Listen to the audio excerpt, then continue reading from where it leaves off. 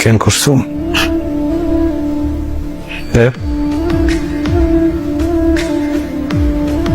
কেন? আমি কোনোদিন ঠকাইছি? আমি কোনোদিন কষ্ট দিচ্ছি? ছোটখাটো বিষয়ে কোনোদিন মিথ্যা কথা বলছি? করছি এটা কি আমার একটু বুঝতে হবে, বুঝছো? যদি নিজের বুঝ না দিতে পারি তাহলে বাঁচাটা একটু মুশকিল হয়ে যাবে। এখন মানে আমার ভিতরে কি যেন একটা হইতেছে, এই জায়গায় কি যেন একটা হয়ে গেছে। তোমার কাছে কি এমন কোন কথা আছে যেটা যদি বলো আমার এই জায়গাটা ঠিক হয়ে যাবে?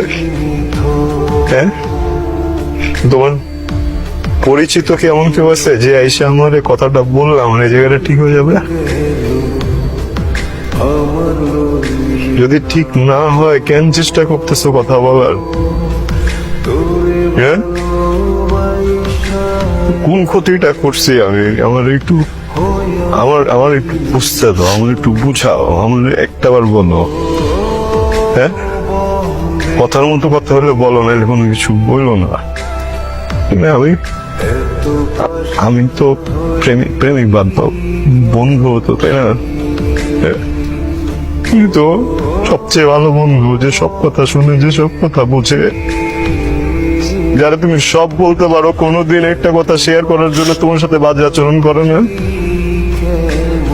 আমার তুমি বলতে একটা বার আমি যোগ্য না, আমার হইতেছে না, ভালো দরকার, আমি নিজে দিয়ে যেতাম, কিন্তু মানুষের কাছ থেকে শুনে আমার কষ্ট এটা না যে তুমি আমার চাইরা একটা জায়গায় চলে গেছো। আমি না মাইনে নিতে পারতেছি না যে মানুষটাকে আমি সবচেয়ে বেশি বিশ্বাস করছি,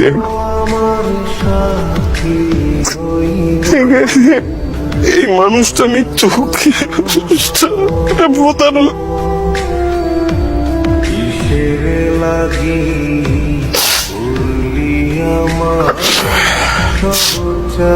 দোষটা আসলে তোমার না, বুঝছো? এই দোষ তোমার না,